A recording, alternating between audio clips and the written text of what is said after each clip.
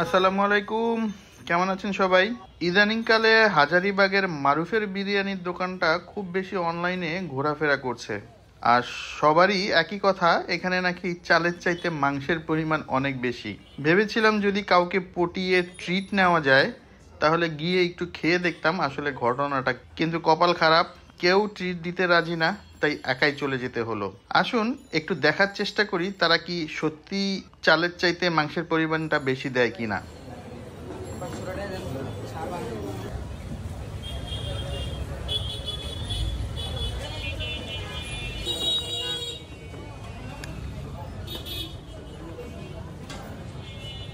আচ্ছা, বিরিয়ানি ছাড়া কিন্তু এখানে আরও একটা জিনিস দেখলাম, সাদা পোলাও তারা বিক্রি করে, সাথে চুই ঝাল রয়েছে।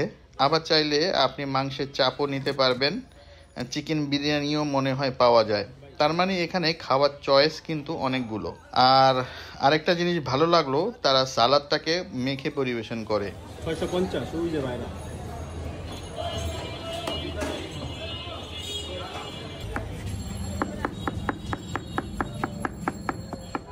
আজকে খাওয়ার জন্য আমি হাফ কেজি মাংসের দামে 1 প্লেট বিরিয়ানি নিয়েছিলাম, যেটা ছিল নল্লি সহ। এটা নাকি তাদের স্পেশাল বিরিয়ানি।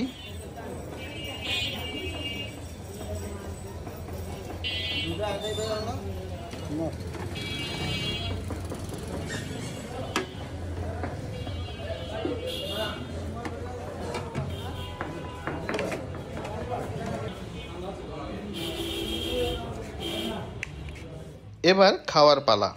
প্লেটটা সামনে আসতেই বিষয়টা বুঝতে পারলাম যে না, তারা আসলে কথার সাথে কাজের একটা মিল রেখেছে। চালের চাইতে মাংসের পরিমাণটা আসলেই বেশি। আর নল্লিটা বেশ গরম ছিল এবং ভেতর থেকে বোন মেরো বা মজ্জা খুব ভালোই বের হচ্ছিল, যেটাকে আপনারা অনেকেই ক্যালসিয়াম বলেন। এইবার আপনাদের সাথে আমার ব্যক্তিগত কিছু অবজারভেশনের কথা বলি।